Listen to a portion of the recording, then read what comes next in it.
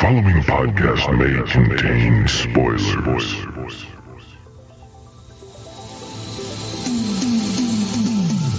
Emanating from the last video store in the universe, it's Binge Movies, episode 118. I'm Jason. This is the show that ranks and eliminates movies to determine which ones are worthy of preservation for all time, even beyond the end times. On this episode, we rank Stanley Kubrick.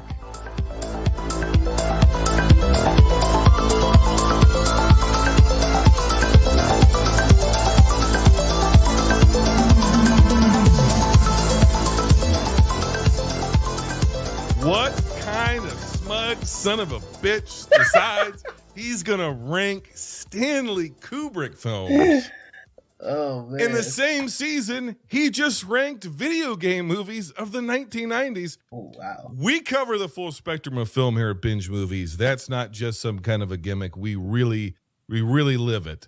And I am here with somebody he's living the gimmick too. He lives the gimmick. I want you to introduce yourself because I'm just going to lay out and I want you, listen, folks, this is the very first film critic. Sure. Film aficionado. Sure. Stanley Kubrick, Stan. Absolutely. Pro wrestling announcer. Yes. / Clevelander. The very first other Northeast Ohioan to appear in this podcast and very first wrestling announcer. It's Phoenix. Yeah. Tell them who you are. Why? Why are you here? Yes. I'm here for 3 reasons. I'm here to talk movies, chew bubblegum, and kick ass. Yeah. Yeah, there we go. Absolutely. When you're not here, when you're not in the Cleveland area talking to a guy in the Akron area, still via the internet, Yes. even though we're 45 minutes away from each other. What are you doing? What like you got a podcast? You got a blog? Like get your plug in, man. Yeah. Tell these people who the hell you are. Definitely got to get my plugs in. Yes, I am one of 4 co-hosts for the Film Code podcast. We drop an episode once every week. Usually, sometimes 1 episode, sometimes 2 episodes a week. Yeah. Yeah, and we have a blog, Film Coders. I'm also a member of the International Film Society Critics Association. So you may see our posts coming up around there. And we, it's a whole host of critics from all over the world. And we're getting ready. We're gearing up for our award season. So very exciting stuff. You are a legit film critic. Yes, I like hearing that. You are a pro wrestling announcer. Yes, sir. You are a Stanley Kubrick stan. Yes. You are a Well, now I am. You are a podcaster. Mm-hmm. Are you my new best friend? I think so. or how do they put it? Yep. Yeah. From Step Brothers. Yep. Just like that. Just like kindergarten. Yeah. The Venn diagram between Phoenix and Jason, there's a lot of overlap there, man. Yeah. Yeah. So you can call me Jack or Dude or whatever you want to call me. And yeah, we'll get through this. So listen, we could be here all night talking about Stanley Kubrick. We could be here all night talking about how great you are. But we kind of got to choose. So if we're going to be long-winded, let's be long-winded about a guy who some would say is the most influential director of the 20th century. Let me ask you an idiotic question straight off the bat. Okay. Stanley Kubrick, have you heard of him? Yeah. What's your personal history with a guy who made some of the greatest movies ever? Right. Well, to be honest, and this is going to make me sound like, not as legit as you made me sound, which is, until you asked me to be on here, I hadn't seen any Stanley Kubrick films. Wow. Yeah. Yeah, it was a big blind spot in my film repertoire. So these 5 movies are the first 5 Stanley Kubrick films that I've seen. So quite the introduction, to say the least. Well, here's what's great about this is this is a show where we literally cover every, we like to say we're not a good movie podcast, we're not a bad movie podcast. The name of the show is Binge Movies. We literally binge movies across the full spectrum. We know what the film snobs say on film Twitter. We hear the conversations. We know what, the film critics have to say. We know what AFI has to say. Everybody's got their rankings, their vaults, their criterion collections. We're trying to create a people's canon. We're trying to create the DDP of film fandom. We're trying to, there we go. Absolutely. We're trying to create a people's canon that for hardcore movie fans and casual movie fans alike, but people who just like talking and thinking about movies. And so at the end of the season, the best of all of our episodes go up against each other in a little thing we like to call Last Movie Standing. And it's just that. The last movie standing is what's voted on by our listeners, and that's what goes into our no copyright infringement intended vault to be preserved for all time. And so you're in the right place to get a baptism by fire for Stanley Kubrick. So I am gonna say this with a very lot of arrogance. I think the movie that I pick for this is definitely going to be The Last Film Standing. I'm just putting that out there. He's calling his shot. Definitely calling it. It's happening. Heel or babyface? We'll let you decide, listener. Is Phoenix a heel or a babyface? Depends on who you ask. That means he's a tweener. Yeah, totally. I rock with the tweens. Hang on. Yeah, never mind. Scratch that. All right, without much further ado, I'm looking at my watch. I think it's about that time. It's time we get into our very first Stanley Kubrick film, 1953's Fear and Desire, which miraculously has a 71% on Rotten Tomatoes. Waiting to kill. Waiting to heal. Waiting to die.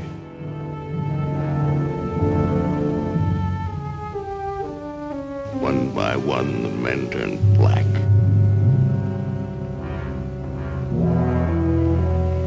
Then they were dead.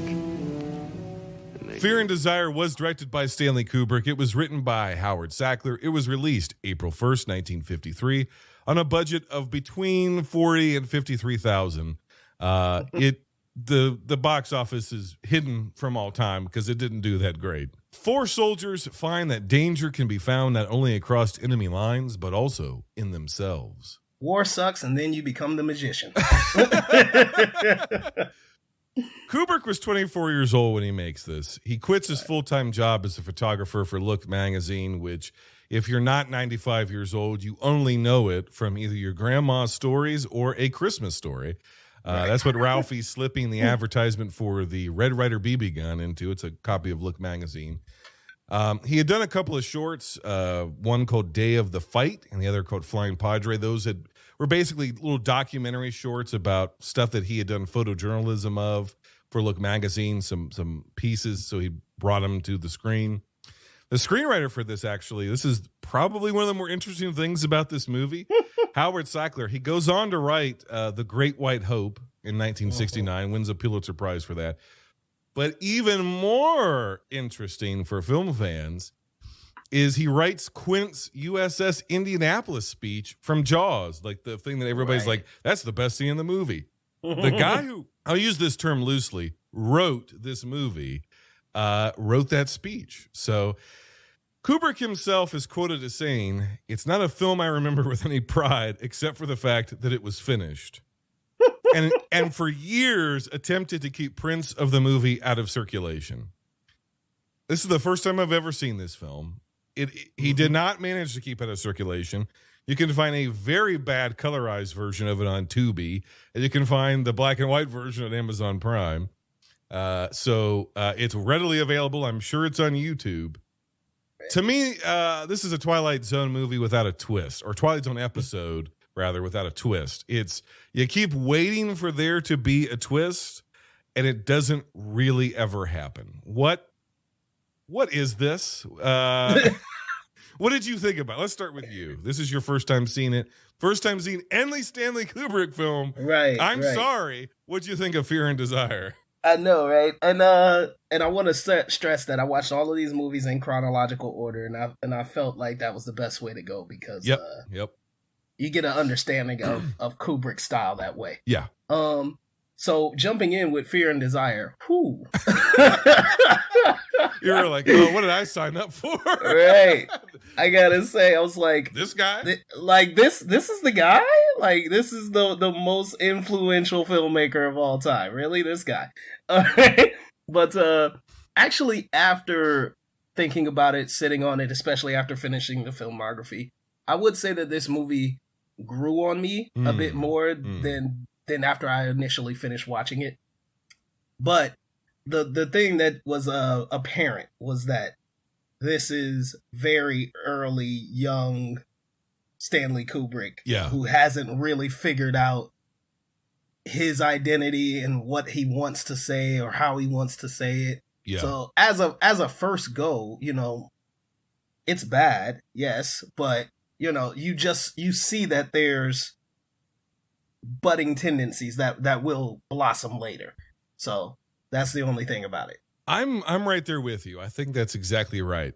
I think that you see, and there's another movie, at least one more movie on this list that he explores the exact same themes, and it's one of the most famous war movies of all time. So yes, the issue with this movie is it's just literal. The movie is called Fear and Desire, and it's just about these guys, these soldiers who are presumed, I mean, they're from a nondescript country fighting a war against another nondescript country, because it's just in general about the idea of war and what war does to people and the dehumanization of war. And it's manifest in their fears and their desires. And that's it. Like, there's nothing really deeper than that. It's just, you're from Cleveland. Mm-hmm. About 2 years ago, pre-COVID, I was at MoCA. I was at the Metropolitan or the Modern Museum of Art, right? Mm-hmm.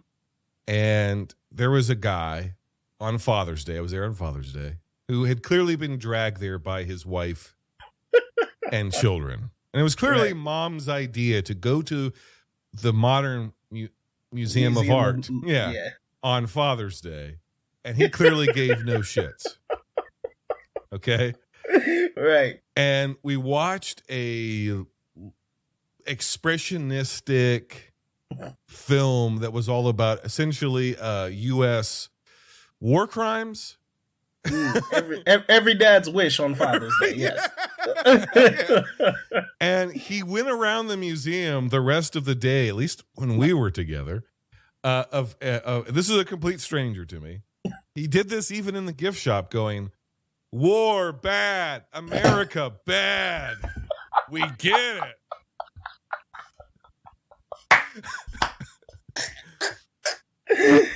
Oh, wow. He literally had a venti Starbucks in his hand. Was dad jeans, boat shoes, receding hairline, but still slicked back. Eddie Bauer. Old dad bod. Yeah. Oh, my God. Clearly a suburbanite who, if you asked him, would say, "I come from Cleveland." But he's actually from Strongsville. But he's actually 100% from Strongsville. Yes. Yeah. That's hilarious. If not Brecksville or even Hudson, which isn't even the right county. Oh, God. It's not even the right county. Right. This is all inside baseball. His wife probably wears yoga pants 5 out of 7 days a week. You know what I'm saying? Absolutely. He's going, "War bad, America bad. We get it." I'm not going to say that this guy didn't vote for a moral candidate, but he probably didn't vote for the same people that I'm guessing I voted for, or probably you, right? Not to go down that path, but there is a stupid way, like that man, that you could look at this movie and be like, War bad, America bad. It was definitely in that very straightforward vein. You know what I'm saying? Yeah. Which is so funny because as we'll continue down the line, like obviously Kubrick gets a lot less straightforward. Yes. But like this one, bro, he was just like, you know, and listen, I've also, you know, made or tried to make films, and I know what it's like when you have an idea and then you go in to execute it and it just doesn't come out the way that you thought it would.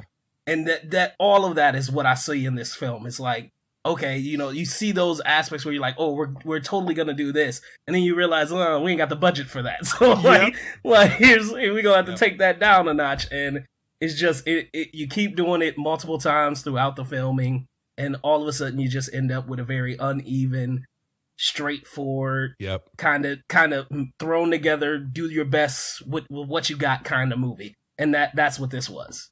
Yeah, if he didn't go on to become Stanley Kubrick, we're not talking about this movie. Not at all. It doesn't exist anywhere, right? So it's a low-budget film he made with college friends and friends of friends, with money he borrowed from an uncle to try to see if he could make a feature-length film, and then he hated it and tried to destroy it. So there's not much more to say about it. If I had to give this thing a score out of 10, I'd give it a 6 out of 10. It's not good. It's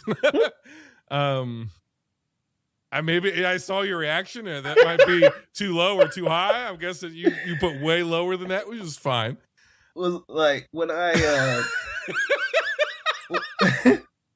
when I was younger, right? Yeah. I used to coach for a poetry slam team, and all of our scores were out of 10. Nice. And I got a reputation for being a hard ass, a pretty harsh judge.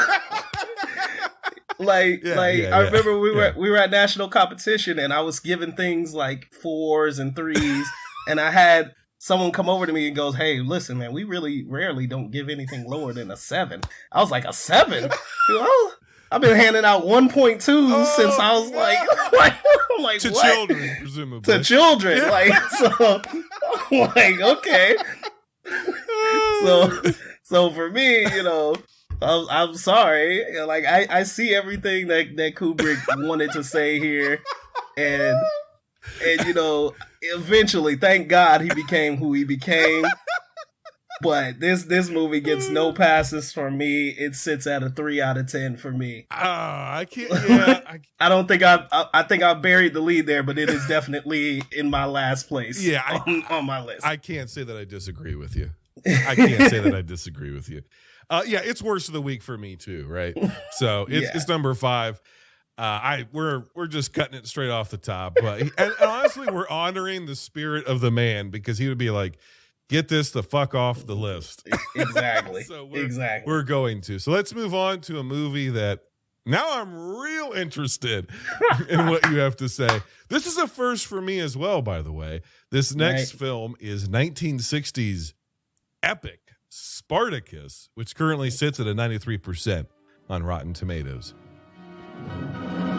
9 Roman armies have been destroyed by Spartacus, and our defeat will mean the fall of Rome. Spartacus, a motion picture unequaled in the entire history of filmmaking, unlikely ever to be surpassed in the magnitude of production, in the fervor and passion of its conflict, in the tenderness and beauty of its love story. Nothing was spared to make Spartacus the superb achievement it is. Neither time, nor money, nor talent. For in Spartacus, you will see the finest cast ever assembled, relive history's most exciting and inspiring drama. Starring Kirk Douglas as Spartacus, slave, gladiator, invincible fighter. Laurence Olivier as Crassus, symbol of Rome's majesty and might. I'm not after glory. I'm after Spartacus. Gene Simmons as the slave Erinia, whose body was bought and sold, but whose love enveloped Spartacus with a radiance few men have known. Charles Lawton as Gracchus, the leader of the Roman Senate. Peter Ustinov as Buttice, shrewd and devious dealer in human flesh. John Gavin as Julius Caesar, ambitious staff officer. And Tony Curtis as Antoninus, who loved Spartacus like a brother. In the powerful story of the gladiator rebel who sprang from slavery to challenge the awesome might of imperial Rome. The symbol of the Senate, all the power of Rome. I imagine a God for slaves. And I pray. What do you pray for? I pray for a son who'll be born free. Directed by Stanley Kubrick, of course. It's a screenplay by Dalton Trumbo. That name's probably familiar to you. We'll get to that in a second. It is based on Spartacus by Howard Fast. It was released October 6, 1960. On a budget of $12 million, it made $60 million at the box office. It was nominated for 6 Oscars, won 4.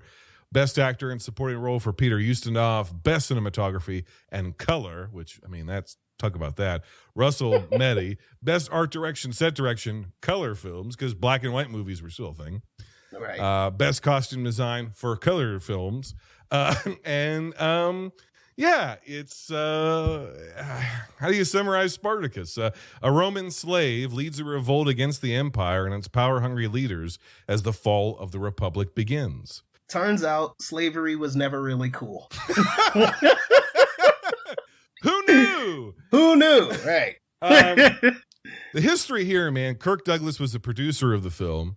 Yes. He approached Kubrick to direct because they had just worked together on a film called Paths of Glory, another war movie.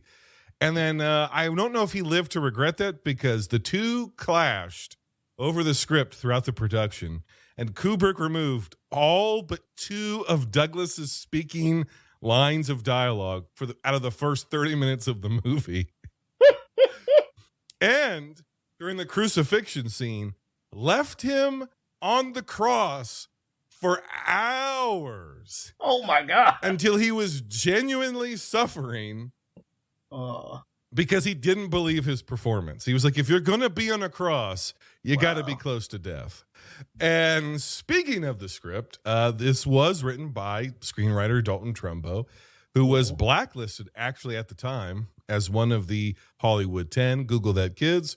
Actually, Douglas publicly announced Trumbo was the screenwriter, using his megastar clout at the time to try to, sway the public and end this blacklisting bullshit that was going on in the country. And the only thing that really turned the tide was actually JFK crossed an American Legion picket line to go see the movie. Yes. And the book itself, Howard Fast's book, was also blacklisted at the time and had to be self-published because no publisher would touch it because it was considered apparently communist to say slavery is bad. Yeah. Who would have thought? Wow. So a lot of people put a lot on the line to even make this movie, which seems weird now because it is, well, let's start with you. Before we get into my thoughts, I saw your reaction when we got to Spartacus. You tell me what you think. Well, I mean, I don't mean to, make it seem like I'm like in. I didn't hate this movie. In fact, I actually quite liked it. Just 93%. Like, really? Okay. But, whatever. But yeah, no, I really actually like this film. And knowing everything that went into making it, makes it sound way more profound and special and unique than it actually is. It's an epic. I will give them that. It is an epic. And I think it's actually a lot more culturally relevant today, if you know anything about our current political atmosphere. Yes. So like there were parts of it, this movie was what, 1960? Yeah. There are parts of this film that, really I think resonate with a current generation who is seeing the faults of capitalism and things of that nature. So I really found a lot of things to connect to it and genuinely like, despite its extraordinary length, which is one of those things that kind of scared me away from it. But I'm actually glad that I toughed through it, got through it, and got a really great story out of it. I think the thing that really shocked me was that, you know, hearing about Kubrick and knowing that this is one of his films seems so strange to me. Yes. Like, the idea of Kubrick and this film just don't seem like they would go together. This is essentially the last movie he makes where he doesn't have complete control. Yes. Yeah. This is, we want Cecil B. DeMille, but we want a young guy to do Cecil B. DeMille, basically. Mm.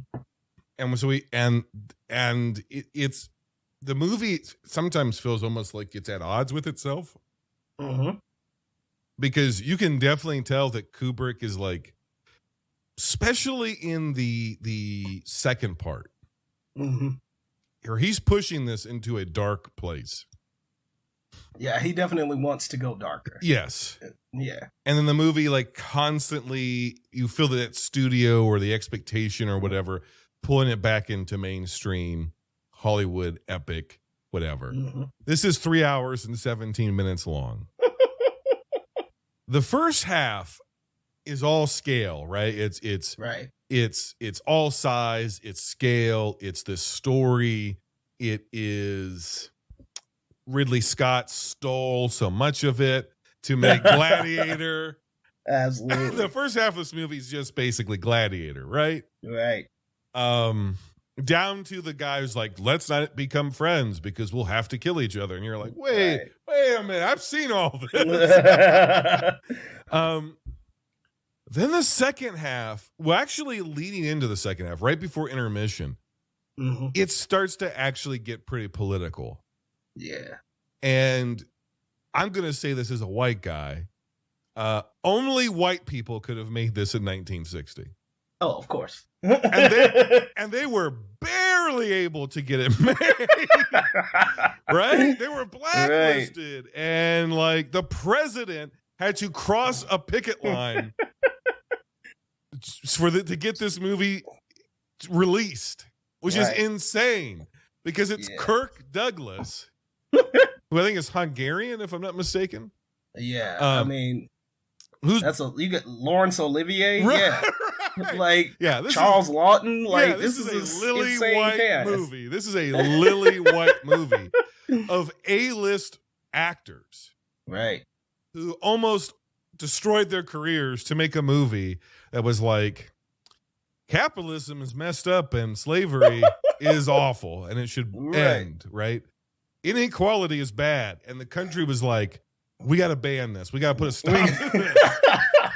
And so I think that, to your point, though, I think it's easy to sit in like 2021, 2022, younger, way younger, and just kind of get like it in a weird way, like the movie's progressive, but it doesn't feel progressive anymore. You know what I'm saying? I was like, it was really progressive for 1960. This was absolutely. It was classified as leftist. If the term existed, they would have called Spartacus woke. Yeah, totally. And we're like, you can't see that. They hate America. Exactly. And now you watch it. It's just like a 3 hour and 17-minute Hollywood epic. Right.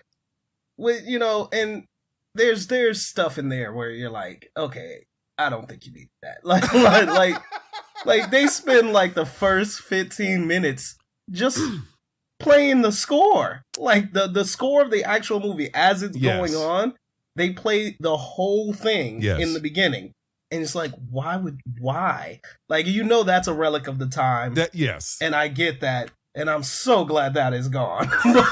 Because holy cow, having to sit through 15 minutes of the score before the movie even starts. Well, you know, I mean, you know this. I'm preaching to the choir, but for those people who don't know, our listeners, you're right. It's a relic of the time. Because this is a movie that would have played at a theater palace. Yes. There are no multiplexes. There are giant palace theaters, right? And you probably would have actually had the instruments there. Bingo. The artists actually playing that. Yeah. If not from the studio locally, that theater they had orchestra pits, like, like Absolutely. an orchestra would be there. And as you're walking in and getting your seats, and by the way, you would have dressed up to go to the theater. You would have put on your whatever nice 1960s madman suit, and you would have gone to the theater and you would have dressed up and you would have watched it, and orchestra would have played. And it was especially for this type of film, they wanted to present it as much as a theatrical experience. And I mean, like today, what musicals, Broadway, that kind of thing is, that's what these sort of movies were presented as. Mm-hmm. And so I think in a weird way, the audience probably would have been disappointed if they didn't have and if it wasn't long, and if it wasn't an epic, right? Right. And now I'm guessing we're fairly close in age. We're the cable generation. We're the DVD, VHS, streaming generation. Mm-hmm. So it's like 90 minutes, get in, say what you got to say, get out, right? Right. This movie is... I got 17 other movies to watch today. Yes, so, right. You know what I'm saying? Right. At 90 minutes, this movie isn't even halfway over. No. Even though it's blacklisted, it ends up becoming a hit. Mm-hmm. It's the highest grossing film of that year. It is... The Variety at the time said Kubrick has out-DeMilled DeMille. Mm. The Los Angeles Times, the time said, here young director Stanley Kubrick gives notice that from now on he's definitely to be reckoned with. His use of the camera and handling of people are very effective and skillful. I get that. I get that more in the second half. I think the second half of this movie is really fantastic. The second half of this movie, I think, oftentimes we hear of studio interference in movies and it ends up ruining the movie. Yeah. When you just don't let a director really fulfill his vision. Now, I'm sure in 1960, that's definitely how Stanley Kubrick felt. Yeah. However, watching it now, I kind of feel like maybe they were closer in vision than they realized, because this feels like a steady movie through all the way throughout. And it's a 3-hour film. So it feels really controlled, really concise. Doesn't feel like it's like we'll talk about in later films where it's like one half is one thing and the other half is another. You know what I'm saying? So like I get that, and I guess he had an issue with the interference, but it actually turned out pretty well, I would think, for this film. What this movie does that's really interesting is we all know like the 3-act structure, right? Mm-hmm. At the end of Act 2, you have your hero at their lowest point. That's the valley, where they try to overcome the antagonist or the obstacle or the conflict, and they fail. Mm-hmm. And then there's we build back up towards our resolution, and the hero has to rediscover themselves, and we go in the third act, and finally the thing is resolved. This movie, the end of the second act, ostensibly, before we go into intermission, is the height of Spartacus's power as a soldier, as a political leader, as a lover, right? Like he's got the woman there. She's going to have his kid. They've gone through the Roman Empire and collected a slave army of people who are throwing off the shackles of slavery to join him. And they just wouldn't be left alone, and they just want to go off and basically form their own equal society somewhere and just be out of the grasp of the empire. The empire comes to him and is like, hey, we're going to kill you. Go back to being slaves or you're going to die. And Spartacus and his whole group are like, if anybody who tries to stop us, we're going to kill him. Yeah. So you tell Caesar and you tell the Republic, whoever you got to, that if they send anybody after us, we're killing every last one of them. Yep, pretty much. Right? And you're like, yeah! There's triumphant music, and when we come back from intermission, everything goes to shit. Yes. Which is not a traditional way, especially in 1960. Mm-hmm. This is pre-New Hollywood, that these sort of stories are supposed to go. If you've never seen Spartacus, here's the spoiler. Everybody he loves, except for his wife and his child, die. Yeah. The slaves do not win. The empire wins. Right. And Spartacus has to kill his spiritual son, his protege, another young slave who he has adopted as his own and has become a father figure to. And they have to decide between we're going to make you fight each other. Mm-hmm. The loser dies right now. Right. The winner gets crucified. What kind of choice is that? And I'm gonna be honest with you, I was stunned that was in this movie. I was like, oh no. Yeah. I mean, it's the opposite of a underdog, come from behind kind of story. You know what I'm saying? They do have the rebellion, and you're like, yes, you know what I'm saying? Yep. You feel all of that, and it's great. And like you said, once we come back from intermission, it's a totally different vibe. It's like, yeah, you know what I'm saying? They have a chance. And even though they tell you in the beginning, like, slavery doesn't end for another 2,000 years, you're still like, I don't know, somehow maybe the 3-hour runtime makes you go, oh, I totally forgot about that. Yeah, right. But bro, they get stopped, and they get stopped in the most brutal way possible. And it's brutal, bro. Like, it's like a really harsh thing to endure, because you're like, wow, like, here's a character I've been following this entire time, and you believe that they'll succeed, or at least at some point, some of them will succeed. Yes. Maybe not all of them, but a few, maybe even just Spartacus and his family, they survive. No, you don't get that either. No, and the movie ends. And I mean, total spoilers here, but the movie ends with the one of the senators who is been kind of has his own story going on in the behind the scenes. Right.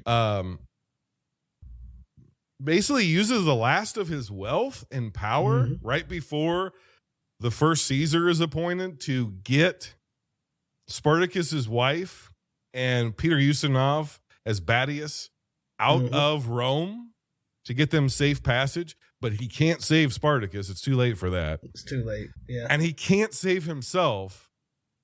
And he tells them, oh, I'm going to go to this other town, and I'm going to go. And they're like, well, that's a dump. Why don't you come with us? And he's like, no. Just get out of here. Go on. And then he grabs a dagger, and they walk off, and he goes and he kills himself.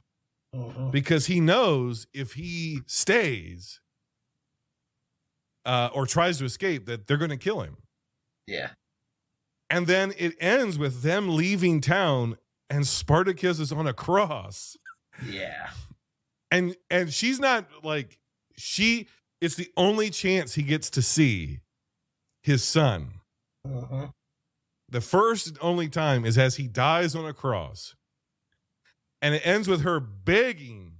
She just begging. Just die. Die.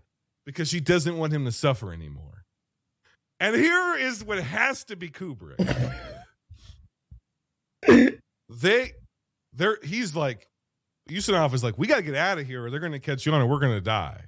So they finally leave with their horse and carriage, and they finally get out with their chariot. And the movie, the camera sort of pans out, and we see a street lined with crucified slaves. Jesus. And Spartacus isn't dead. He's still suffering on the cross as the movie ends. Yes. Which is an incredibly powerful statement, right? That he's not liberated from slavery. In a sense, he has. He's liberated himself. Right. But he's not truly liberated from the empire. And I don't want to go like real film nerd on you, but let's just go for it. We're talking about Kubrick. The statement this movie makes that it's an enslaved man who, as far as we know, as long as this film exists, is still suffering on that cross, right? That is making a statement about permanence of injustice, I think. Oh, yes. And I mean, I like I said, I hate to refer back to this point, but like, I get it, where the studio's interference is probably clashing with Kubrick's vision. Yeah. However, I mean, so much of that is beautifully told. It is done in this really epic, grand scale. Yeah. You feel it, like the emotions are there. it's like, you know what I'm saying? Like, me personally, these are mostly white characters in Roman times. They really don't resonate with me. Yep. Like, you know what I'm saying? It's not gonna click for me. But, you know, the themes are there, and the themes are so strong, and they're so realized and so visualized that I'm like, okay, yeah, I can totally see that. And, you know, at the moment that truly broke me in this film is when, oh God, I'm choking up just even thinking about it. But like, they lose the war. Half, like, almost all of their men are dead or devastated, and he asks, you know, if you turn over Spartacus, the rest of you can leave with your lives. You know, you'll go back to slavery. And Spartacus goes to stand up, and everybody else stands up and goes, "I am Spartacus. I am Spartacus." And it's like a chorus of it. I'm like, oh, come on. Yeah. By command of His most merciful excellency, your lives are to be spared. Slaves you were, and slaves you remain. But the terrible penalty of crucifixion has been set aside on the single condition that you identify the body or the living person of the slave called Spartacus.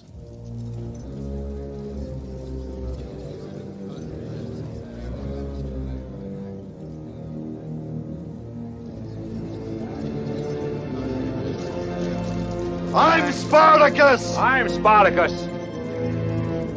I'm Spartacus! I'm Spartacus! I'm Spartacus! I'm Spartacus! I'm Spartacus! I'm Spartacus!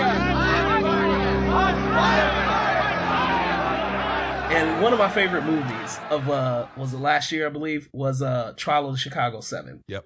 And the final scene in the courtroom is of him naming all the soldiers that they lost in Vietnam.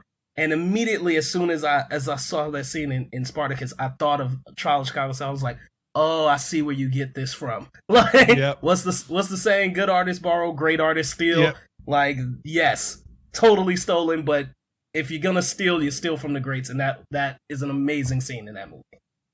Yeah, it's the thing that I've talked about this before in the podcast. When a scene becomes so iconic that it just becomes a part of the zeitgeist. And before you even get a chance to see the movie, you've absorbed it just through osmosis. So just being alive in the culture. Yeah. Sometimes it loses its resonance because you're like, I've seen this scene so many times without seeing the movie. By the time I get to the movie, it's like, not that big of a deal. You've seen the clip of I Am Spartacus. You've seen the parodies of I Am Spartacus. You've seen The Simpsons do I Am Spartacus. You have not seen I Am Spartacus until you've seen Spartacus. It's so good. Yeah, I mean, it's the heart of their rebellion.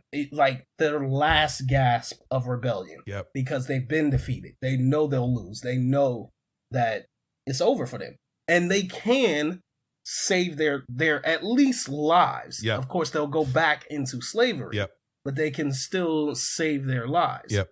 And they say, no, I'll take death. Yep. I'll take death. And that's their last gasp of protest. And it's such a strong and powerful moment because, especially, you know, if like at that point I hadn't seen the end. Yeah.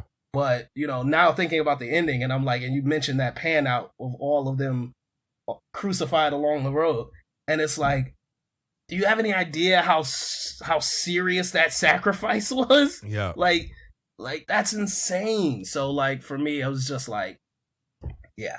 Top notch, hands down, great stuff. Yeah, and I think that when that ties back in to the movie doesn't end with even our hero, the title character, even getting relief in death, which is what his wife, the mother of his child, is begging for.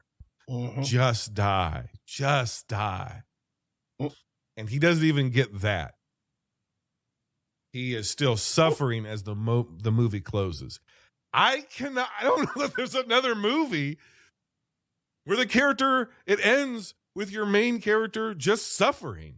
Yeah. Not dying. Yeah. Not even dying a heroic, tragic, sad death. We've seen that movie, right? We've seen that movie a million times. This may be the only movie I've ever seen where it just ends, where Yeah. the hero is still being tortured. Right. Which is I don't want to. I could be wrong, but that to me, that feels like that is radical Kubrick. Yeah. That's probably what pissed some of these people off, right? Yeah. I mean, it's in itself, it's defiant. Right? Yes. You know what I'm saying? It's like saying we're not going to give you the as Hollywood epic of a movie as this is, we're not going to give you the Hollywood ending. Yep. We're not going to give you the roses and flowers or, the sweet send off. Like, no, bro, we're talking about slavery in Roman times. Like it can't end pretty. So if that's what he argued for, then great on him, bro, because it was a really powerful argument, and it worked out. And just because we're not slaves anymore, doesn't mean we're not still suffering and dying. Good, yes, good allegory. I like it. And I just have to imagine that pissed a lot of white people off. This is 1960. We are on the verge of the civil rights movement. Right. As we know it. I mean, civil rights, that's the movement that already existed. But as we know it, it's what's in our textbooks. It's right at our doorstep. Right. This is and good Lord. So let me ask you this. I'm not usually a big fan of remakes. Mm. Knowing it's impossible in 1960. Unfortunately. Right. Could this movie be remade with a cast of people of color? At least some olive people, because it's Rome. Right. That would be a tough one. That would be a tough cookie. Because you'd have to have cojones the size of Texas. I'm remaking Spartacus, yeah. Yeah. Because I'm like, they did do a remake of it, but they pretty much kept the casting pretty much the same. And yeah, I could see it, but I'm not sure I'd want to. You know what I'm saying? It's not a necessary movie, I think, that needs to be made. Would this movie have been more powerful if in 1960 it was a cast of people of color? No. No. Unfortunately, it's a historic thing, but our stories typically aren't heard by the greater audience. So sometimes you need people of that audience to speak those stories. So I think it only comes across that way, the way it is. So you think if they had, and again, this is all hypothetical because we know real history. Right. You think if that they had tried to incorporate more people of color in this movie, do you think it would not be the success and iconic film that it is, just simply because white audiences would have even more rejected it? I think it would still be a success. I think no doubt about it. The screenplay is just too strong. Kubrick's direction is fantastic. Yeah. I think it definitely would have still held up, but I think the response to it would not have been as successful. It was 12 million budget, 60 million made. That goes down a few million just because of that. Right.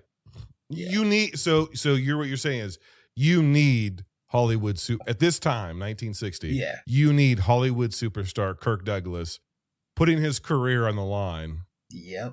To make the movie. Yeah. Yeah. Absolutely. Yeah. Okay. If you had to give this film, Spartacus, a score out of 10, what would you give it, and where does it rank for you? I thought I'd be higher, but I'm sticking with an 8 out of 10 for Spartacus. It is currently 4th on my list. It's 4th on my list as well. I'm actually coming in lower than you, which is a surprise. Wow. It's a 7 out of 10. I thought the first half dragged a little bit, right around until about 15 minutes before intermission, and then I thought the second half was pretty much.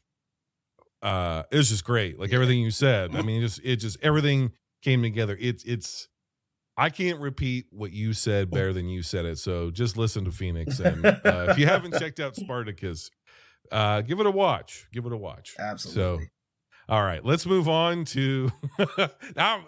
I'm so curious about what you think about all these movies. Oh man. We're in Kubrick unleashed. Yes, completely unleashed. 1964's Dr. Strangelove currently has a 98% on Rotten Tomatoes. Fine, I can hear you now, Dimitri. Clear and plain and coming through fine. Well, it's good that you're fine and I'm fine. I agree with you. It's great to be fine. Now then, Dimitri, you know how we've always talked about the possibility of something going wrong with the bomb.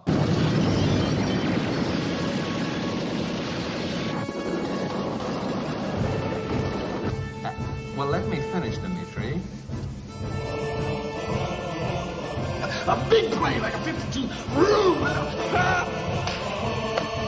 Gentlemen, you can't fight in here. This is the war room. No more than 10 to 20 million killed. Tops. Why didn't you tell the world, eh?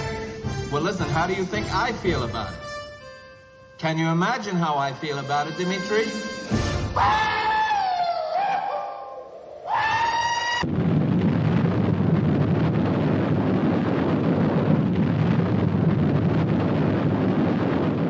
This is his screenplay. Now he's writing the shit. With Stanley Kubrick, Terry Southern, Peter George. It's based on a book called Red Alert by Peter George. We'll get into that. It was released January 29th, 1964 on a budget of $1.8 million. It makes $9.4 million in North America. This is, according to AFI, this is the 39th greatest American film and third greatest American comedy. Wow. U.S. officials attempt to stop a nuclear strike and subsequent atomic holocaust ordered by an unhinged U.S. general, and hilarity ensues.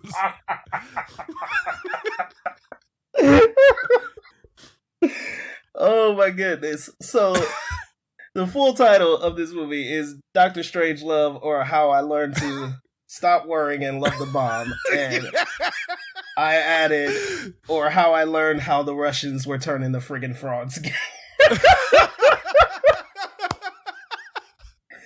Oh, man. Can we, okay, we're 3 movies deep, right, in this guy's filmography. Uh-huh. Can we just say, this guy doesn't like the government? And this guy is not standing for the anthem, right? No, man. Nah, not at all. Yeah. Oh, man. This is basically, I'm really surprised this was ever released in the U.S. This movie could not have been put in theaters before 1964. No. Because this entire thing is a fuck you to the U.S. military. Oh, man. Not just the U.S. military. Basically, the concept of militarism. Yes. Industrial military complexes. Mutually assured destruction. He buys the rights. Kubrick buys the rights to a genuine, straightforward, non-satirical, political thriller, intends to make a serious film out of it, and then goes, you know what? Fuck that. I'm going to make an absolutely batshit insane, totally absurd.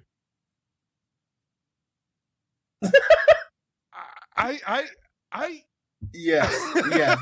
Whatever word you're searching for is correct. Yes. He shoots it in 15 weeks, Phoenix. Then he takes 8 months to edit it. He has Peter Sellers play 3 different roles, including a Nazi who is working for the U.S. but can't stop saluting Hitler. My God, it's the funniest thing I've ever seen. I swear to God. The funniest thing was, the entire movie. This is billed as a black comedy. And I totally saw it, and I'm like, but I didn't laugh. I was like, this just seems so stupid. What are they doing?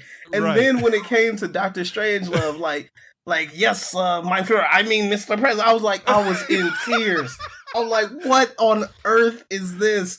All of a sudden, everything became clear. It was like, oh my God, this is a joke. This is a joke. Oh, wow. Just the fact that they get George C. Scott And the direction he kept giving George C. Scott was bigger. Bigger. So there's a point in which he's got 10 packs of gum in his mouth. And it is so broad and it is so big. While he's like climbing out of bed with a bikini lady. Oh my God. Who is not his wife. Yes. All of it. And just all of the president's a fucking... Peter Sellers is the president, is a fucking idiot. The phone call he has with the Russian... That's the best. Well, of course I like you. Well, yes. I was like, well, we're both capable of being as sorry as the other. Like, I'm like, oh my God, just tears. You are special to me. You are. Yeah. Oh my God. Well, you could pick up the phone and you could call me from time to time. No, I am sorry. Yeah. I said I was sorry. Are you sorry? And the fact that it's just him. There's nobody on the I know, right? It's so right before utter annihilation. This is a movie about the end of the world. Oh my God! Peter Sellers is miraculously healed by the ghost of Hitler and gets out of his wheelchair. That is amazing. I was like, wait, what? Oh my God. I was like, wait, wasn't he in a wheelchair?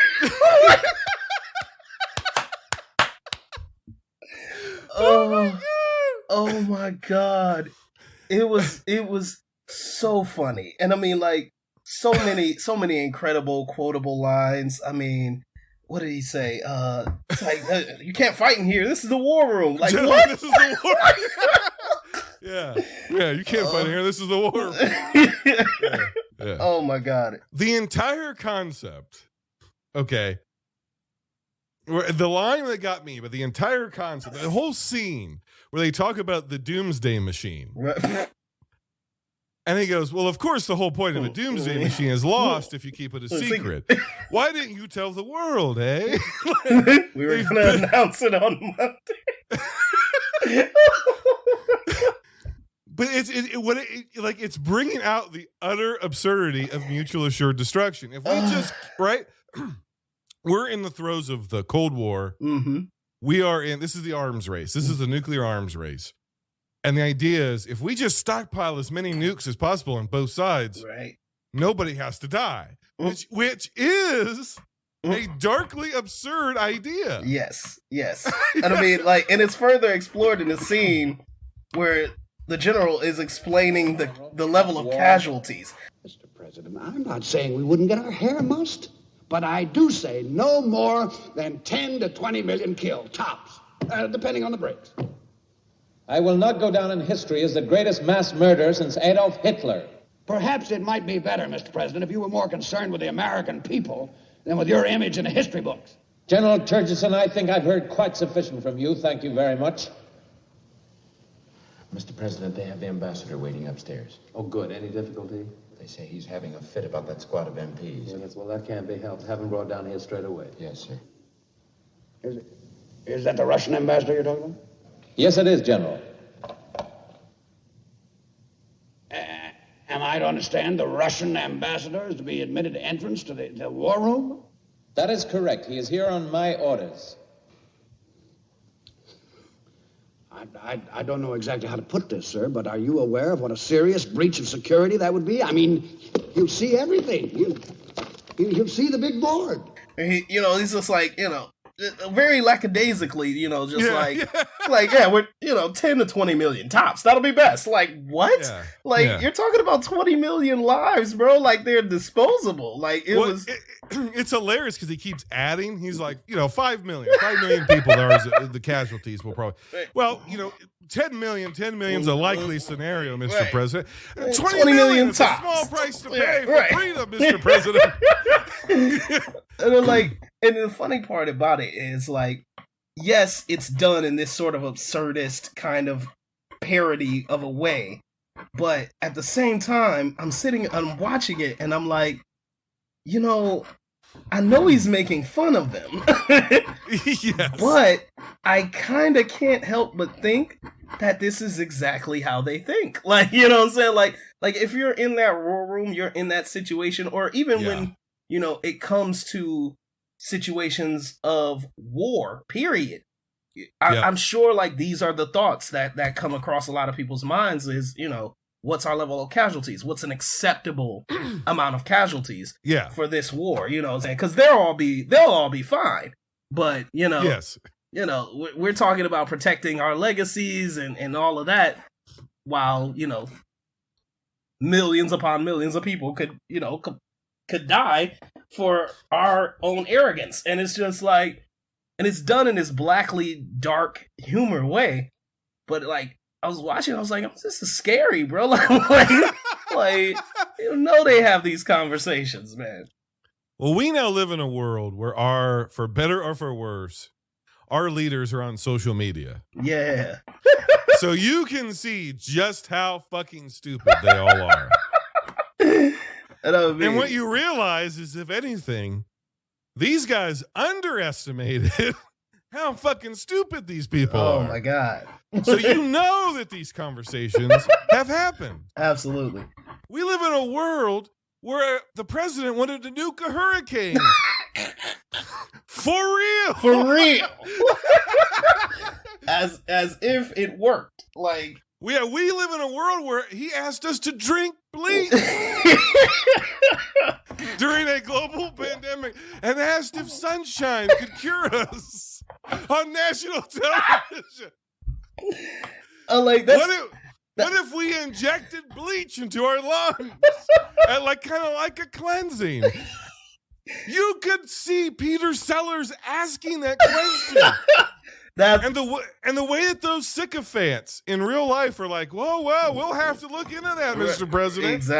Exactly. And this movie is dead on. This movie, like, you know, in 1964, you could argue that this movie is ahead of its time. It's absurd. Right. It's absurd. Yeah, in 2021, you're watching it like, why did Stanley Kubrick make a documentary? like, oh my God. Like, because, I mean, yes, is it absurd? Yes, are they playing on tropes and, you know, sort of making fun of these things? Like, they're making fun of them as if they could never happen. And that's the funny part, where it's like, if you only lived long enough to see 2021, you'd be like, oh, I got to make that movie over again. Like, oh my God. This movie, I don't do this very often, despite what you probably think about me. This is a 10 out of 10. Wow. This movie is perfect. Yeah. Because it's dark. Mm-hmm. Where the general commits suicide and Peter Sellers has to do pratfalls trying to get into the bathroom over his corpse. Oh, man. Seriously, could you imagine being in 1964 and taking your wife to the theater and be like, let's go see the latest. This guy directed Spartacus. Yeah, right. Let's go see the follow-up to Spartacus. It's this. Oh, you'd be in for such a shock. Like, what is this? What is this? The guy from Paths of Glory and Spartacus. It'd be like Jon Favreau being like, I just made the Jungle Book, and I'm going to follow it up with a complete takedown of the U.S. government. Right, exactly. Like, yeah, it's like, all right, that Disney money's great, but, you know what's great? Incisive takedowns of the American government. Oh my God. And like, you imagine how many people went to see this movie? Like, well, Patton's in this, George C. Scott's in this, and they're having food fights, and fucking Slim Pickens is riding their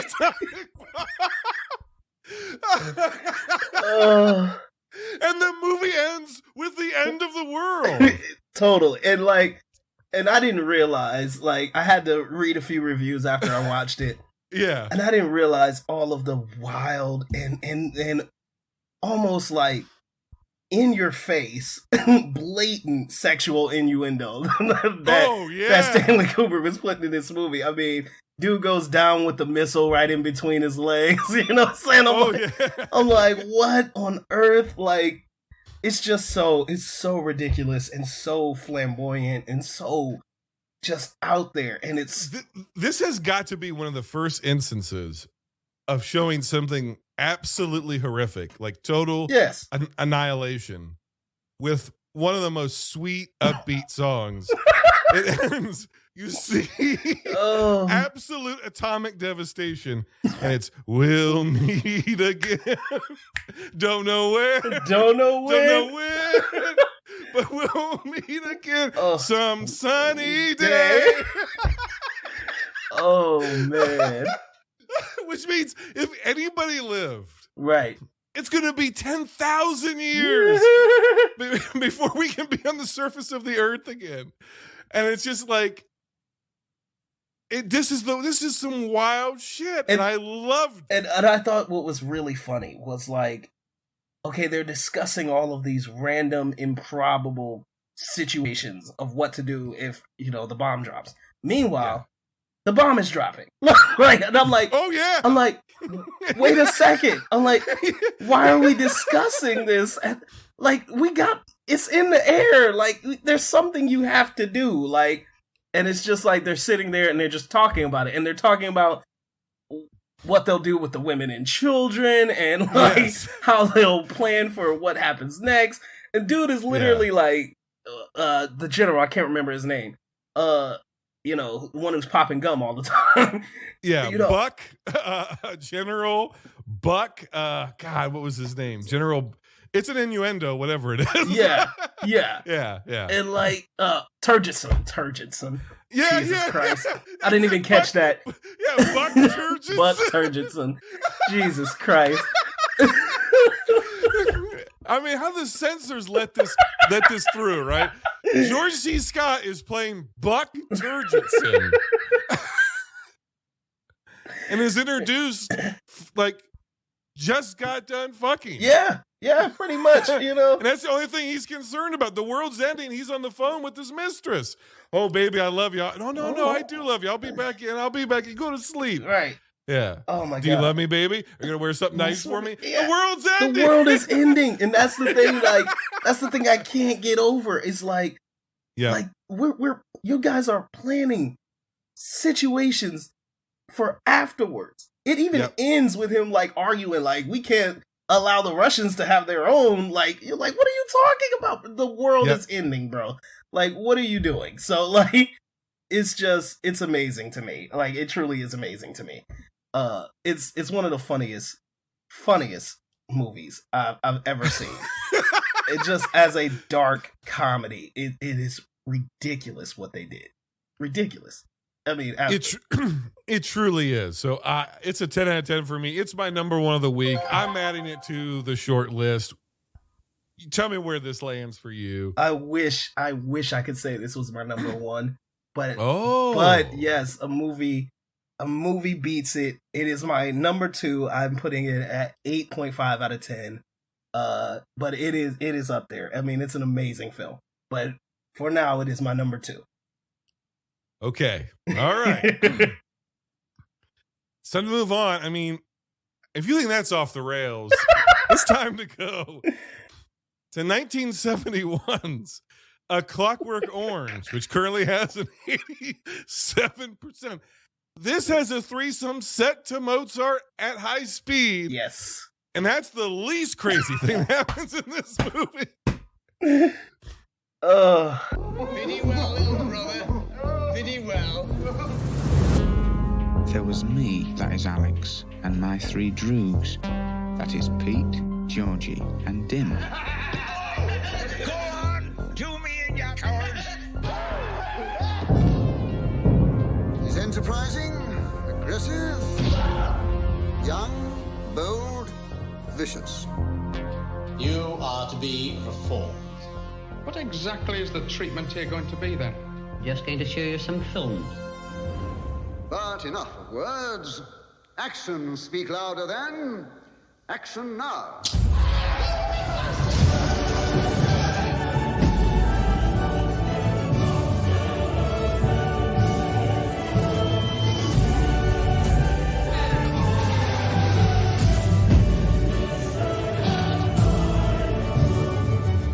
It's funny how the colors of the real world only seem really real when you video them on a screen.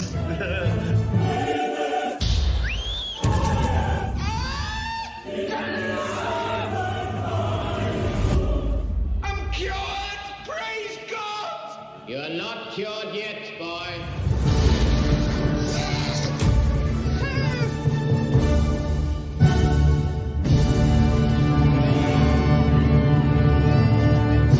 Of course, it's directed by Stanley Kubrick with this screenplay by Stanley Kubrick. Oh, God, it is did based. again.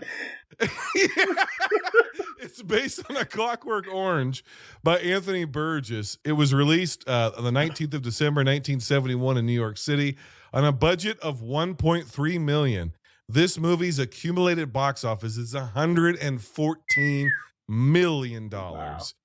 A dystopian delinquent undergoes sadistic behavior modification under a totalitarian government seeking to redeem him, but they fail. What did I put? Oh, How to Stop a Rapist from Singing in the Rain.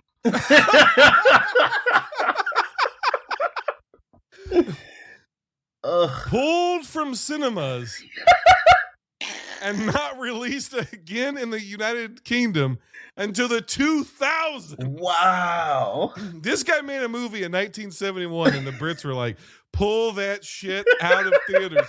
And you couldn't rent this movie. No. You couldn't buy it until after he died. Wow. That's crazy. Okay. So there's a couple of factoids here. Kubrick, he deviates from his typical CinemaScope presentation. He does the 1.661 aspect ratio, partially due to the treatment of Spartacus and 2001 in theaters. He feels, but he also made a conscious decision to, if you're not going to show my movie right, then I'm going to shoot it in a way that's like, basically, I'm going to dumb my movie down a little bit. But of course, he's a sicko.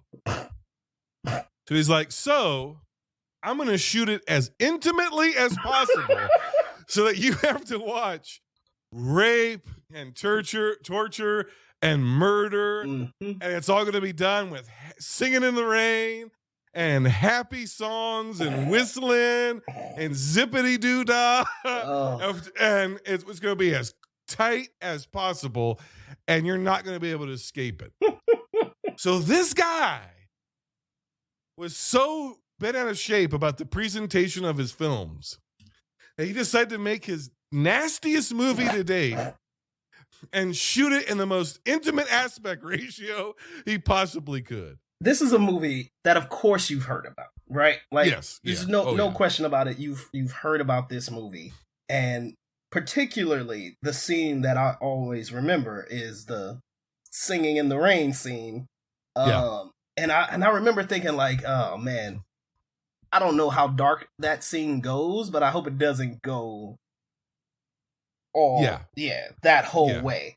So I was happy when he was like, cut it. I'm like, I don't know if there's a version of it with the full thing. I really hope not. But, it's cut at that moment. So it's pretty much left up to you. You know it happens. That's all you need to know. Yeah. So I was grateful for that. But this is the start of Stanley having an idea of a movie in the beginning and then coming to a completely different place in the end. And I love it. Like, and I mean, we talked all about how dark Dr. Strangelove is, and that's a dark comedic movie. This is just a plain, full, dark movie. But the whole purpose of it really comes through in the end, where we realize what he's actually getting after is, can governments affect your choices? You know what I'm saying? And should they? Simply because of, the type of people there are in the world. Should there be, this sort of method for rapists, for murderers, for, drug dealers even, you know what I'm saying, or whatever. Yeah. And that's the whole point that he's getting to. Now you have to sit through some pretty rough stuff to get to that, but that's the idea. And one of my favorite movies this year is a movie called Titan by Julia Ducournau. Cannes Palme d'Or winner. And that's sort of the same idea is, we have a lot of very gruesome, brutal things, very deeply uncomfortable things that happen in the beginning. But where we end is really the heart of the story and exactly what we're getting after. So, like, that's what I thought of A Clockwork Orange. It's very brutal, but it has a message that I think is profound. And then you take an unlikable character, very unlikable character, and you sort of try to give them a redeemable arc, but at the same time, you're like, there's no redeeming this character, like, no matter how you slice it. So I just thought it was brilliant.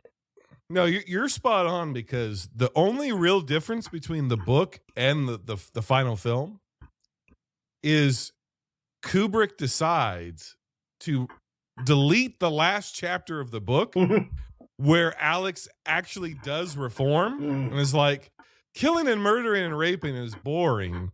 I think I want to start a family. I really am changed. But maybe I shouldn't start a family because maybe my kids will be sociopaths. Right.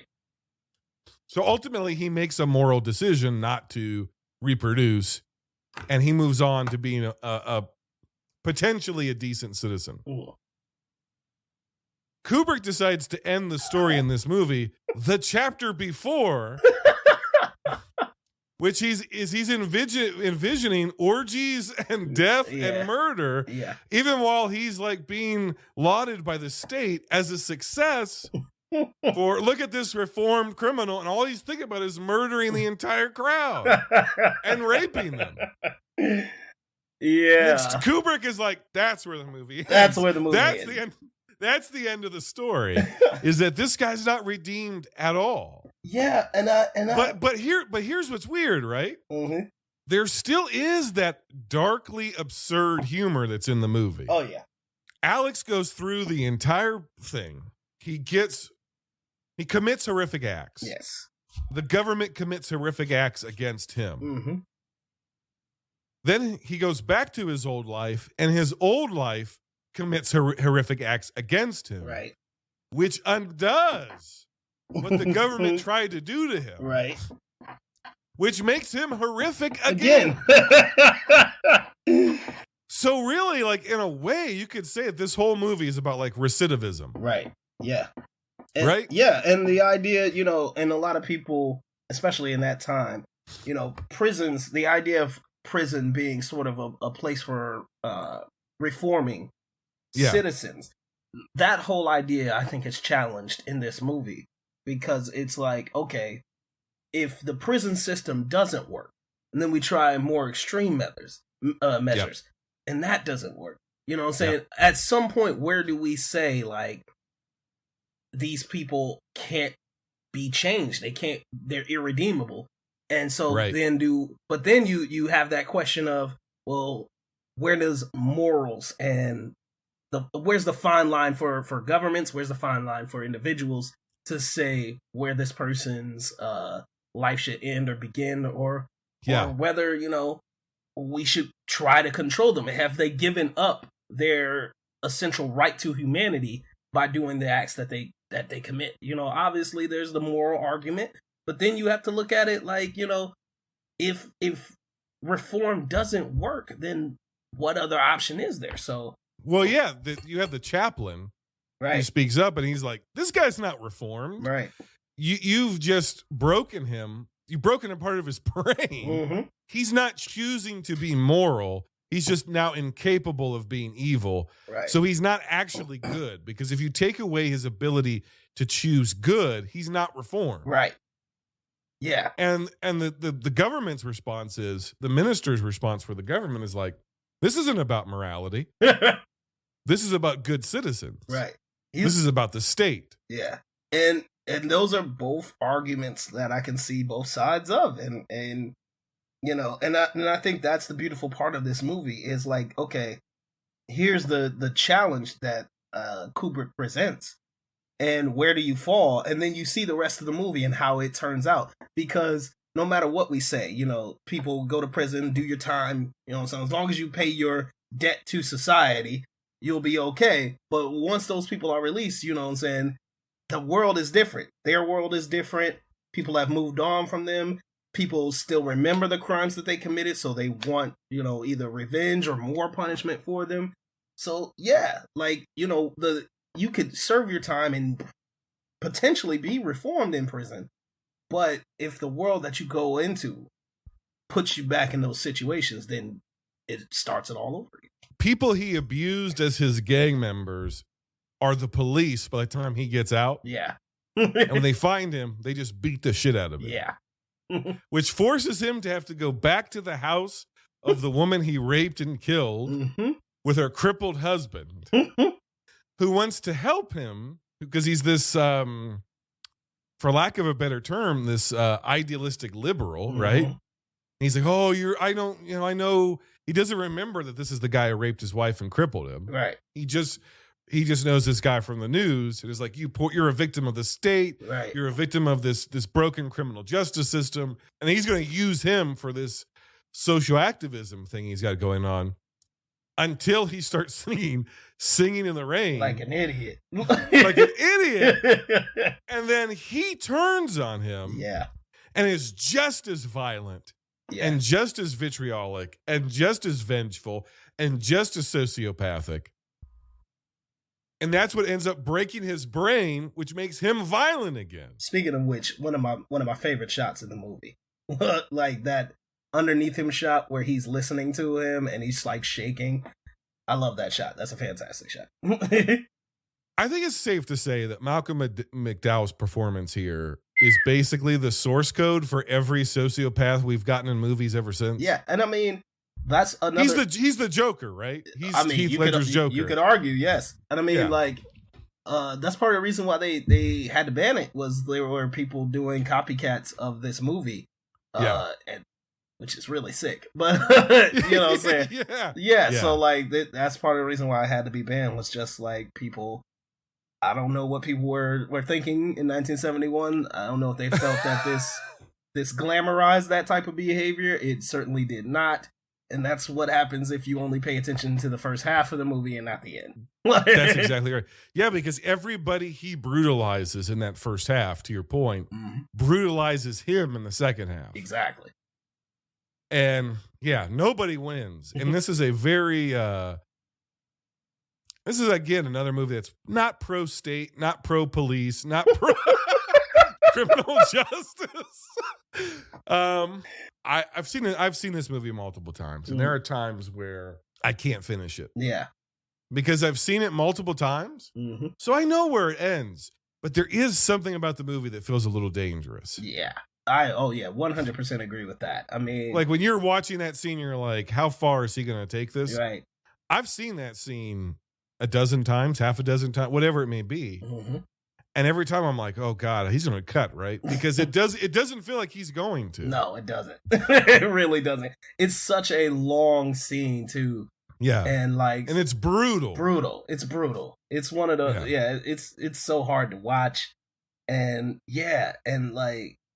so I get it if you've seen it dozens of times. I feel like I will watch this movie 2 or 3 more times.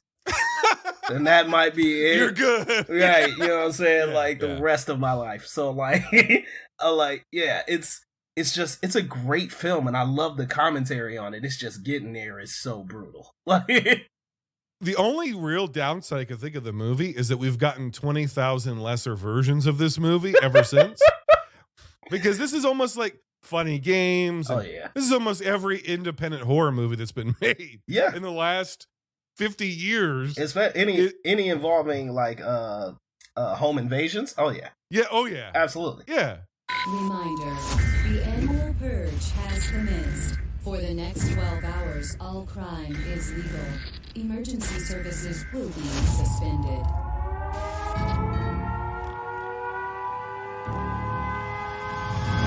Anybody tries to come in, you blast them.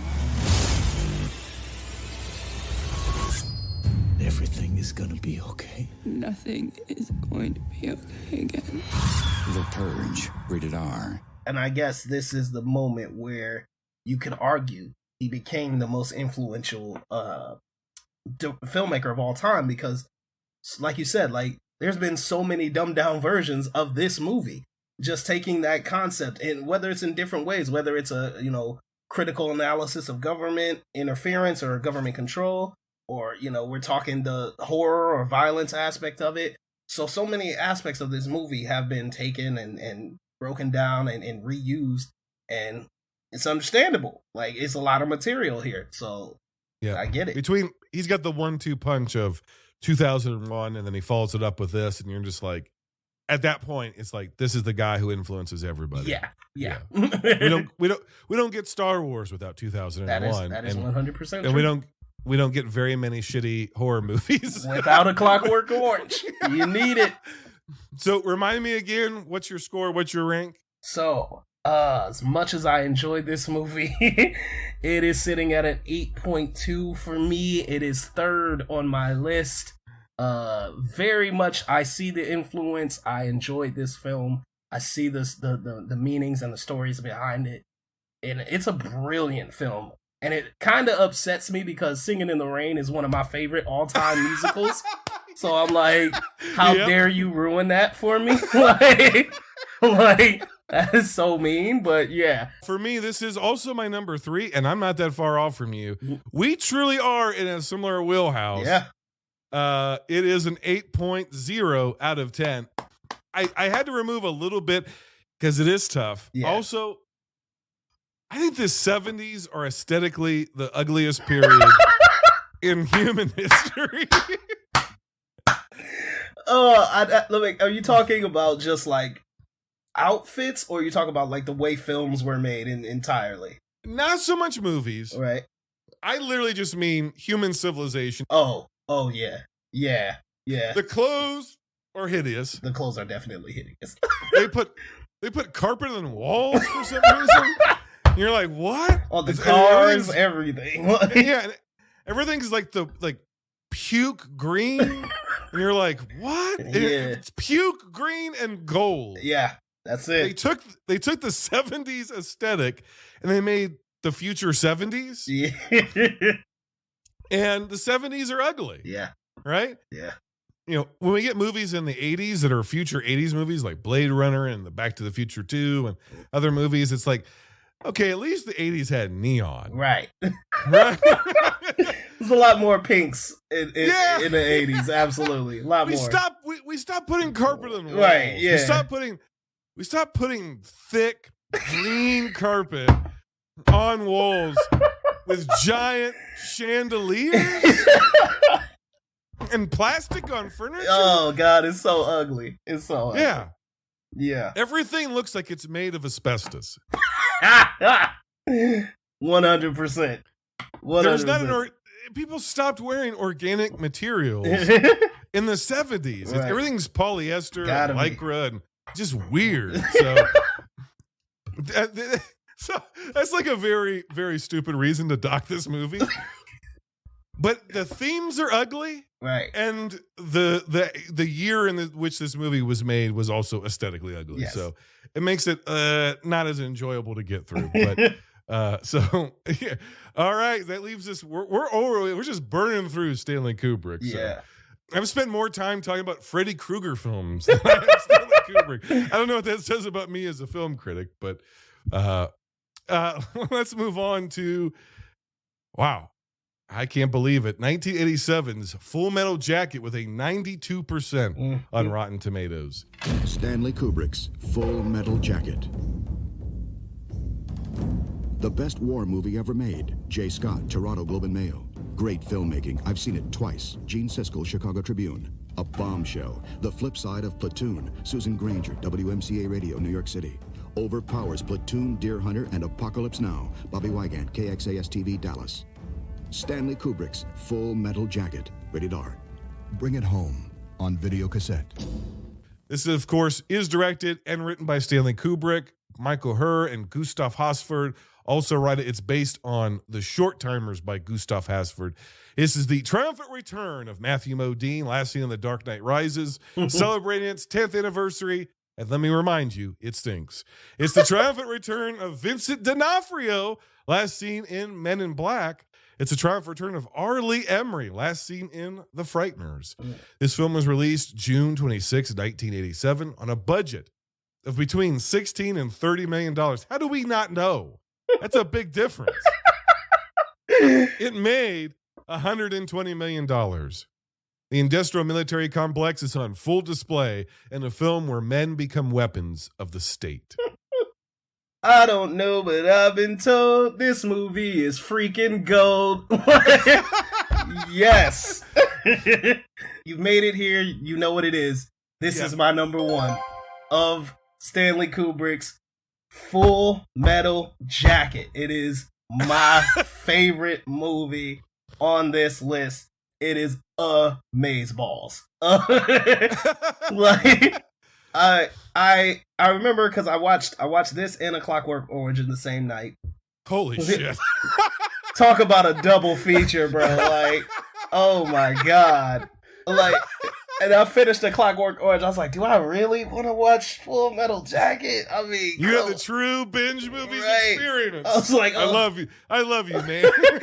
And I'm like, and I turned it on, like, kind of reluctantly, like, oh god, all right, here we go.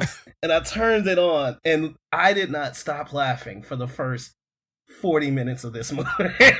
That's what's crazy. Yes, it is so funny. Like, the first 40 minutes of this movie is beyond. It's one. I mean, the comedy is perfect. When I say perfect, there are a few movies that are perfect comedies. Okay, I consider Tropic Thunder a perfect comedy.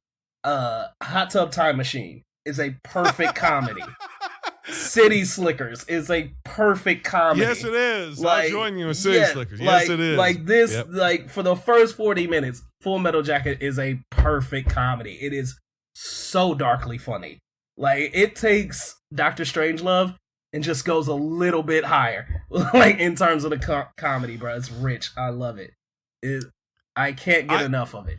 My first note is that the first 8 minutes are hypnotic, funny, and the greatest character introductions in the history of any movie ever made. Yes. I am Gunnery Sergeant Hartman, your senior drill instructor.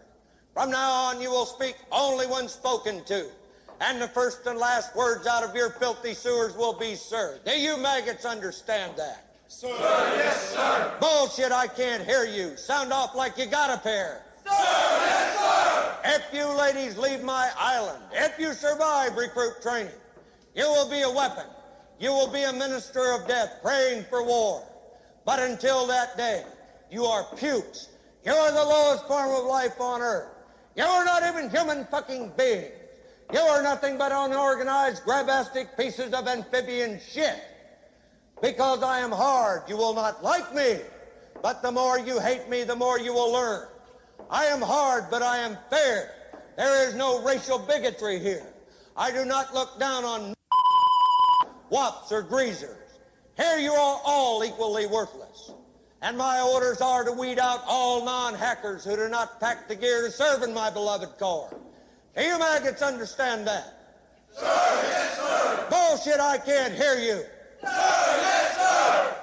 What's your name, scumbag? Sir, Private Brown, sir. Bullshit, from now on you're Private Snowball. Do you like that name? Sir, yes, sir. Well, there's one thing that you won't like, Private Snowball. They don't serve fried chicken and watermelon on a daily basis in my mess hall. Sir, yes, sir. Is that you, John Wayne? Is this me? Who said that? Who the fuck said that? Who's the slimy little communist shit twinkle-toed cocksucker down here who just signed his own death warrant? Nobody, huh? The very fucking godmother said it. I'm fucking standing. I will PT you all until you fucking die. I'll PT you until your assholes are sucking buttermilk. Was it you scroungy little fuck, huh? Sir, no, sir. You little piece of shit, you look like a fucking worm. I bet it was you. Sir, no, sir. Sir, I said it, sir. Well, no shit. What have we got here? A fucking comedian, private joker. I admire your honesty. Hell, I like you. You can come over to my house and fuck my sister. You little scumbag. I got your name. I got your ass. You will not laugh. You will not cry. You will learn by the numbers. I will teach you. Now get up. Get on your feet. You had best unfuck yourself, or I will unscrew your head and shut down your neck! Sir, yes, sir! Private Joker, why did you join my beloved corps? Sir, to kill, sir! So you're a killer? Sir, yes, sir! Let me see your war face. Sir! You got a war face? Ah! That's a war face! Now let me see your war face! Ah! Bullshit! You didn't convince me! Let me see your real war face! Ah! You don't scare me! Work on it! Sir, yes, sir! What's your excuse? Sir, excuse for what, sir? I'm asking the fucking questions here, Private. Do you understand? Sir, yes, sir! Well, thank you very much. Can I be in charge for a while? Sir, yes, sir! Are you shook up? Are you nervous? Sir, I am, sir! Do I make you nervous?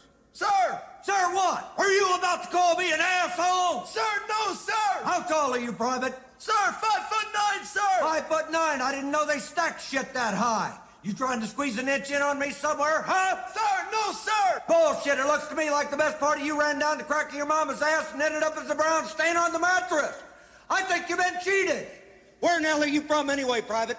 Sir, Texas, sir! Holy dog shit. Texas, only steers and queers come from Texas, Private Cowboy. And you don't much look like a steer to me, so that kind of narrows it down. Do you suck dicks? Sir, no, sir! Are you a Peter Pupper? Sir, no, sir! I'll bet you're the kind of guy that would fuck a person in the ass and not even have the goddamn common courtesy to give him a reach around. I'll be watching you. R. Lee Emery goes on an almost uninterrupted monologue for 8 straight minutes where he insults these people in ways. I mean, he is an artist. Yes. In shit talking. Oh, man. That's so much so that some of these insults have now just become part of insult culture. When he's asking people, did your mother have any children that live? Oh, my God. And like some of his takedowns are so intricate. You actually have to stop and he's like an insult comic. You have to stop and think, oh, yeah. Shit. Yeah. Right? R. Lee Emery walked so that J.K. Simmons could run. I mean, everything about this is brutal takedown. I mean, yes. Oh, it's so good. I'm like I said, I could not stop laughing. I went to work the next day quoting everything from this movie. And you didn't get fired? Oh no, I did get fired. Totally got fired. But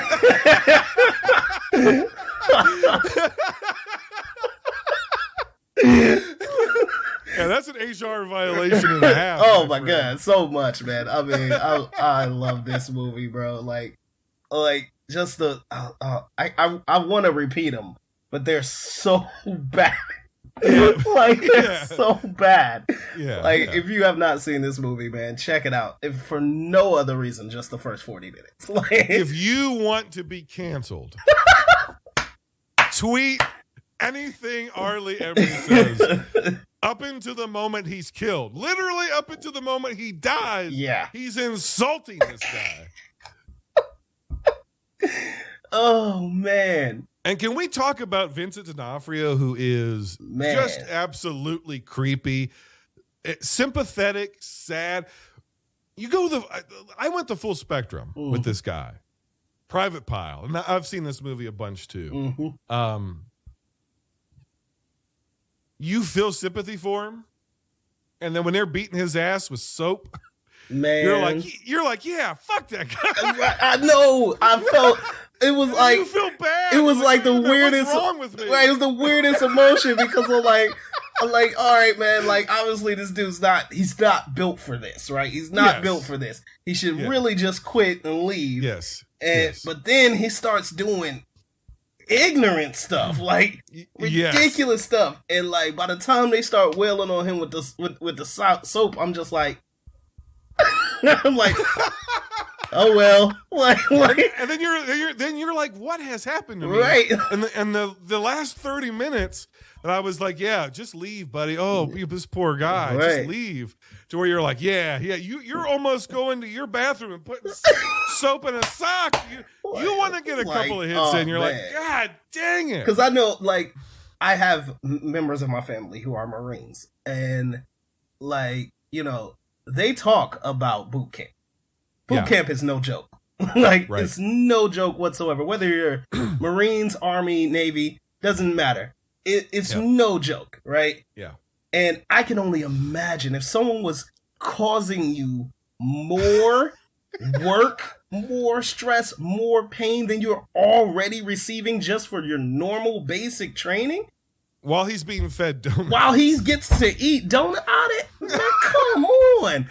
Like, I'm like, and you know, he's up for like a few more minutes crying. I'm like, shut up. Like, you take that. You shut up and take it, because that's what you get. And then it gets scary. Oh, yeah. Because it works to the point where it breaks him. Yeah. And then he becomes a good soldier. Right. He knows the regs. He knows the movements. Mm-hmm. He knows the marches. He becomes like a fucking sharpshooter all of a sudden. Right. And all of a sudden, he's the model soldier. Which tells you everything Stanley Kubrick thinks about the military. Yes. Yes. Which is you have to break someone's humanity to make them a soldier. Yeah. And I mean, and he very clearly is stating that, you know, that loss of humanity is what drives him to do what he ultimately ends up doing. Killing Arlie Emery and then committing suicide himself is like, you just, you know that you're lost. That's it. You're lost. This isn't for you. You've lost a part of yourself, probably a part of yourself that you really enjoyed, and you can never get it back. And you did all of this for what? For your, for, you know, country, for salvation, for whatever reason.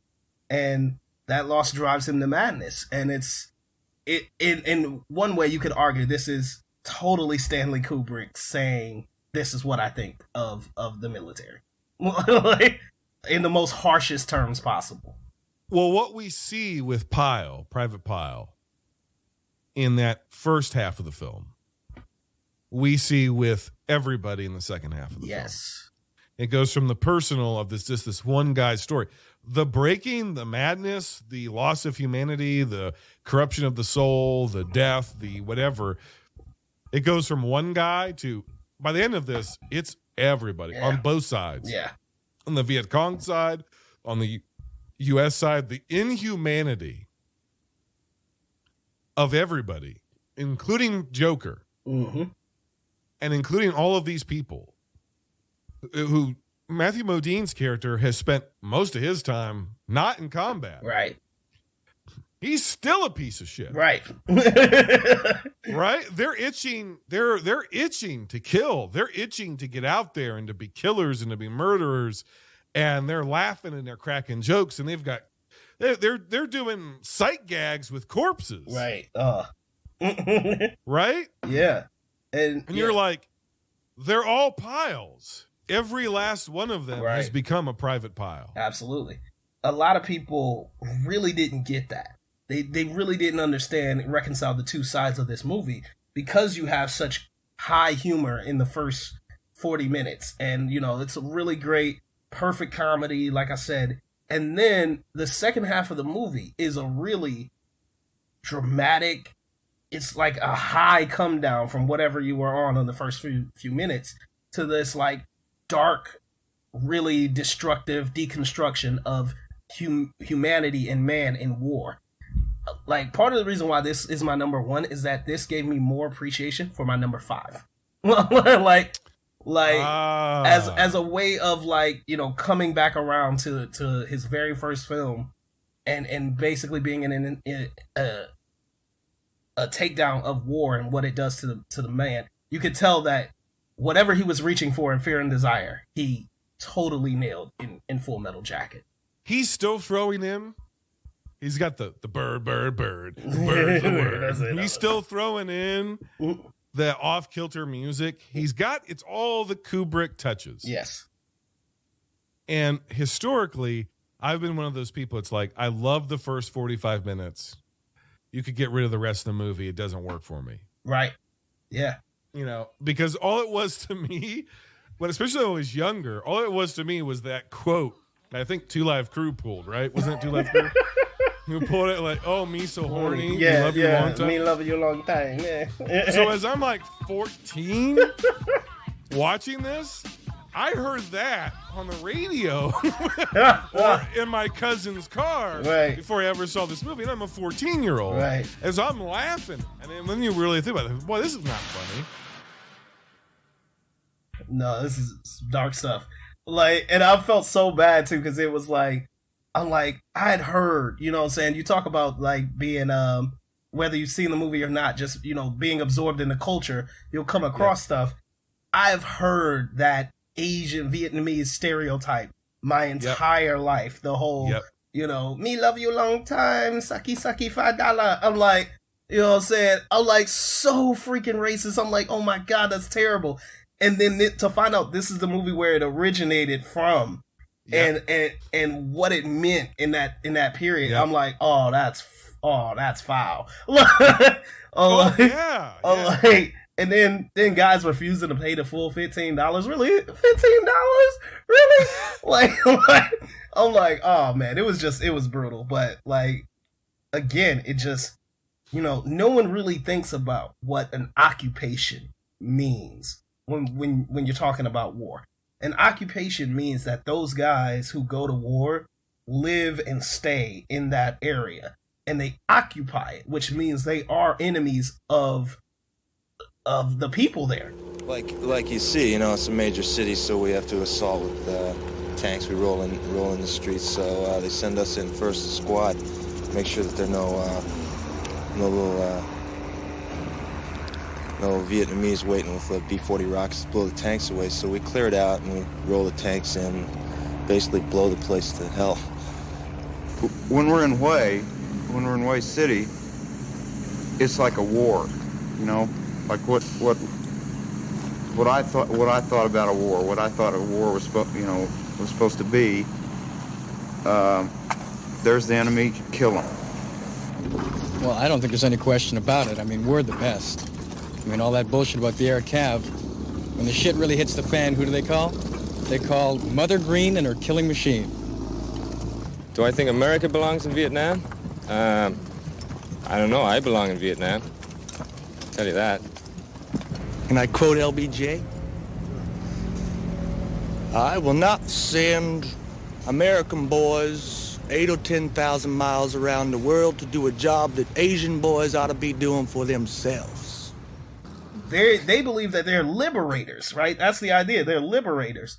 But really, you are occupying another person's country. You are an invader. You know, in just a simple scene, Kubrick was able to explain that feeling of what that means. And I think it's brilliant. When the documentary crew shows up, Kubrick's camera behind the documentary crew that's in the movie. Right. And they're both panning at the same time. Yeah. So we have the film's perspective, which is tracking with the documentary crew who are tracking the real war. I was like, this guy might be the greatest director of all time. In 1987. Right. Like, that's a shot I don't know that many people could pull off today. Nah, like, it's really impressive. Where shit is blowing up in the background. Right. And there's war, there's the camera, and then there's the documentary in the foreground. And then when they cut to all of the talking heads of the soldiers, the platoon. That's got to be one of my favorite parts. Doing the documentary, it's funny. Right. It's as funny as like The Office or Parks and Rec or any of those other faux documentaries. But it's also just shows you like, these guys don't even know why they're here. No. So half of them don't care. They don't care. Right. If they did know, they're gone mentally. They're morally adrift. Their spirits are broken. And that's why we get what we get in the first, right? Because you see, it's all that humor, but what it really is the humanity really leaving these guys to the point where when they're finally in the shit, as they say, you know what I'm saying? Like it's blackness, you know what I'm saying? Like it's pure blackness. And it's like, they say things that I'm like if a normal person said that to you, you'd be like, what? Like, but that's just how they think now. It's almost a replay and an extrapolation of the theme from that first 45 minutes, like you were saying. Absolutely. And so when Matthew Modine's like, oh, and the other guy especially was like, I want to get in the shit, man. I want to see the shit. I want to see the shit. And then you see by the end of that movie, they get the Viet Cong sniper, and it turns out to be a woman. Mm-hmm. And she's fatally wounded, but she's suffering. She's not dead. It's a mortal wound, but she's just bleeding out very slowly. Mm-hmm. And they're like, fuck her, leave her. She left our guys, just leave her. Right. And Joker's like, we can't leave her. And they're like, then you put her down. Right. And that it's like the last flicker of his humanity. Gone. Gone. And you watch the light go right out of his eye. And it's, again, talk about a brilliant shot. Like, yep. I mean, because he holds it on them. They talked about it earlier about, the stare, how he didn't have the stare, which is, a guy who's seen too much. And basically, when he gets to that point, he blacks out. And that's what you saw. You saw his humanity leave and the blackness just come right in. And it's shot so beautiful. Like, it's beautiful. And how shot. fucking ignorant and stupid these guys are who are like, I want that. I want the 1,000-yard stare. Right. It's like, you don't. You really don't. You don't. Yeah. Because you have to live with that for the rest of your life. Yeah. This was the first time I've watched the movie all the way through where I enjoyed the second half. Not quite as first as that first 45 minutes. Mm-hmm. But where it worked for me, probably the best it ever has. Yeah. And the only thing that diminishes it to me from it not being my number one, because it obviously isn't, is I think Matthew Modine gives one of the worst voiceovers I've ever heard. It's terrible. Oh, man. I would argue, I agree with that. Like, it's not the best. Especially coming off of a Clockwork Orange. You're like, come on, dude. Like, you could do much better than that. And the thing is, it's not...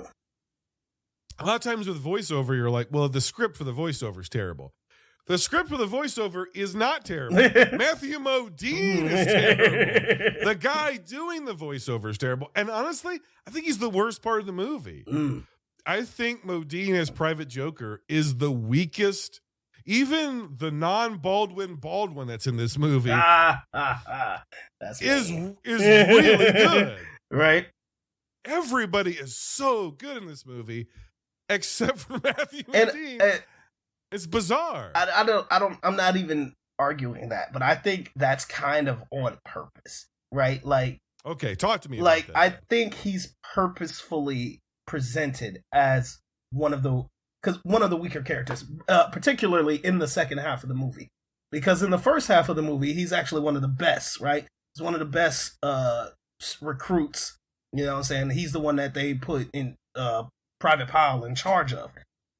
So he seems very capable.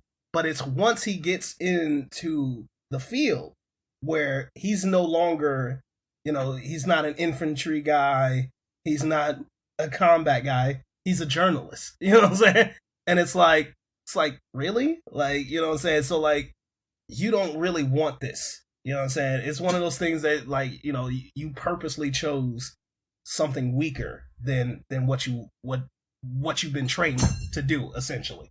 So, yeah, like I said, I think not necessarily the actor, because I do think that his acting is probably also still the weakest of the movie, but it doesn't hurt the movie. But I think he's purposefully a weak character simply because of where the story wants him to be, because he's got to be that vehicle for what the transformation of war is.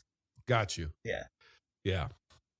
I'm with you. I'm in agreement with you about what the character is doing. Mm-hmm. I still think he's the drizzling shits as an actor. And you know what I mean by drizzling shits. Mm-hmm. Okay. So this is your number one. Yes. You've given some high scores. You've given some low scores. Yes. This has got to be the highest of the highs. So what would you give this out of 10? This is my 10 out of 10. This is a perfect film. Like, wow. This is a film. A lot of people talk about just, watching the first 45 minutes. I could watch the entirety of this movie right now. Like I think it's so brilliant. I truly do. I think it, from top to bottom, it's just a brilliant takedown, evisceration, really, of war and what it does to the mind, what it does to the body, what it does to the soul. And I think it's so reflective of current times. I think as a filmmaker, you see the brilliance of Stanley Kubrick from beginning to end.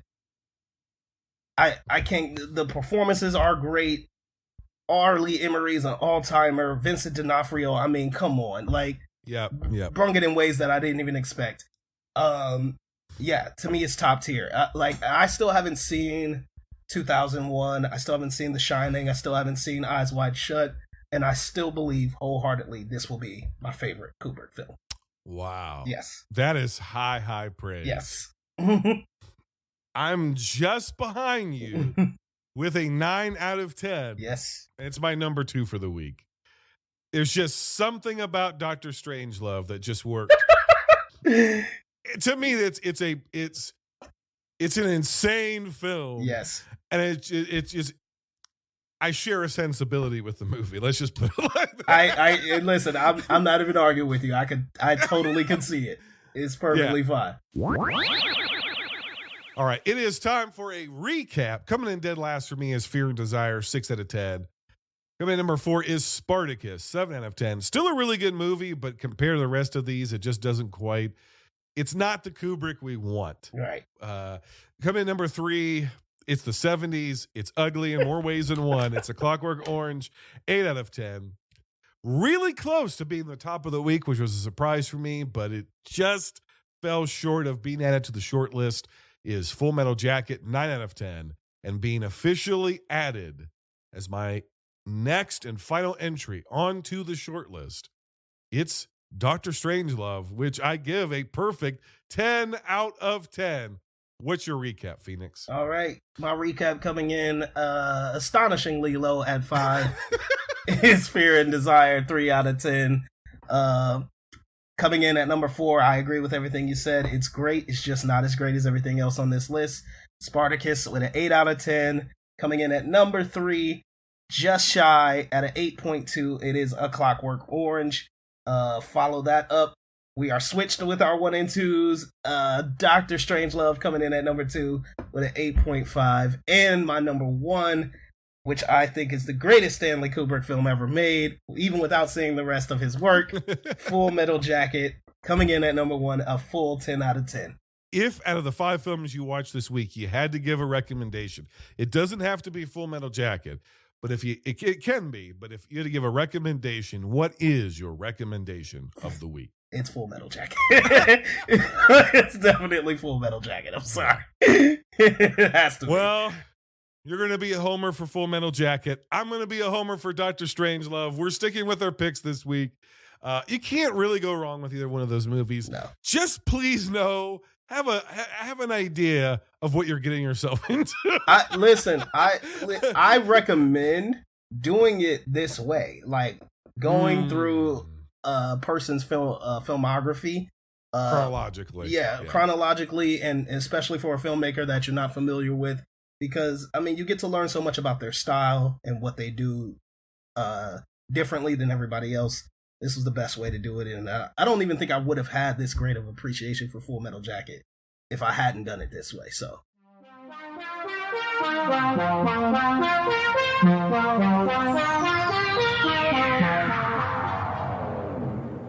All right, Phoenix, this has been a heck of a conversation. We've had to go through hell and high water to get here. We've had technical issues while doing it. Hopefully, the record button has stayed on. Right. If it hasn't, we'll do it again because it was that much fun. Where can the fine folks at home find you? What are you up to? What are you doing? Get all of your officials out there. Where are you at on social media, et cetera, et cetera? All right. You guys can find me on Twitter at IamHOReviews1. That's the number 1. And on Letterboxd, where I log all my films under PA Cloudin. You guys can find my show, the Film Code Podcast, on Twitter and Instagram at Film Code Pod. We are everywhere you get your podcasts, Spotify, Stitcher, Google Podcasts, Apple Podcasts, wherever you guys are at. We are really big in India for some strange reason. So shout out India. Love you guys. There you go. And yeah, that's where you can find me. Please support this guy. Find his podcast and Apple Podcasts. Leave it a 5-star review. Don't even listen to it. Just give it 5 stars. If you do listen to it and you love it, write a review too. That really helps out independent podcasts like us. I really appreciate it. I hope to have you back on in the future. And let me know if there's anything that we here at Binge Movies can do for you. We'd love to support what you got going on, my friend. Thank you, man. I appreciate it. This was a lot of fun. And I love your show. Thank you so much. All right. Well, thank you. Let's do it again. Yeah. And, of course, Binge Lords, you know what it is. Until next time, binge on.